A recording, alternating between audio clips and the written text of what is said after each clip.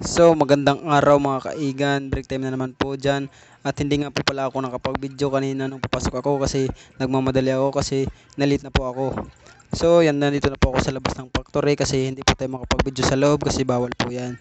Kahit saan company naman po, bawal po yan mag-cellphone sa loob. Ayan po, nandito na po ako sa labas at pupunta na ako sa kantin mga kaigan. Magmimerienda na tayo at kakain tayo ng mga rami. At palingon-lingon ako sa likod kung may tao sa likod mga kaigan. At nandito na po tayo sa parkingan ng motor mga kaigan. Yan po yung katrabaho ko nangunguna maglakad. At saka po pala mga kaigan, hindi ko pa kilala yung nangunguna, si kuya. Kahit matagal na ako dito sa factory na pinagtatrabahoan ko. Hahahay, laksi! At nandito na po pala kami sa likod mga kaigan. At nalalapit na kami sa aming kantin mga kaigan. At yung dito po nga po pala yung punong mangga. Dito po kami nagpapahinga kapag tapos na kami kumain mga kaigan. Yun po. Kasi masarap yung hangin dyan mga kaigan. Hahahay, laksi! At yung po pala yung katrabaho ko sa likod kung papansin nyo sa video mga kaigan.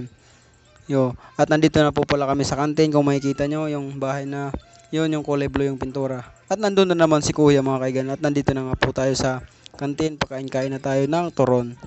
At isang RC. Ito lang po pala yung merinda ni Kuya Bon Vlog kasi wala pa po tayong pera, wala po tayong sahod, kaya tipid-tipid muna mga kaigan. Hahahay, laksi! Yan po mga kaigan, pakain-kain, pa-chill-chill lang ang mukhang yan. Oh, 'di ba? Mga kaigan, pa-chill-chill lang yan yung tao na yan. Kamot-kamot pa kasi medyo makati daw. Hahahay, laksi! Yan mga kaigan, patingin-tingin sa mga tao kasi sila kumakain ng kanin, sa akin turon lang. Kasi nagtitipid nga tayo kasi wala tayong pera. Yan, oh. Inom muna ako kasi baka mabulunan ako. Hahahay, laksi! Yan mga kaigan. Yan. Patingin-tingin sa mga tao kasi kanin yung kinakain nila. At nandito nga po pala ako sa sinasabi kong punong mangga sa ibaba. At nagpapahangin na ako dyan mga kaigan. Yan po yung puno nasa tabi ko. At yan po yung mga, yun, maraming bunga niyan mga kaigan. Napakataas pa naman yan mga kaigan. Hahahay, laksi! Yan po, yun ang iba ko nagpapahinga at ako po ay tatayo na mga kaigan.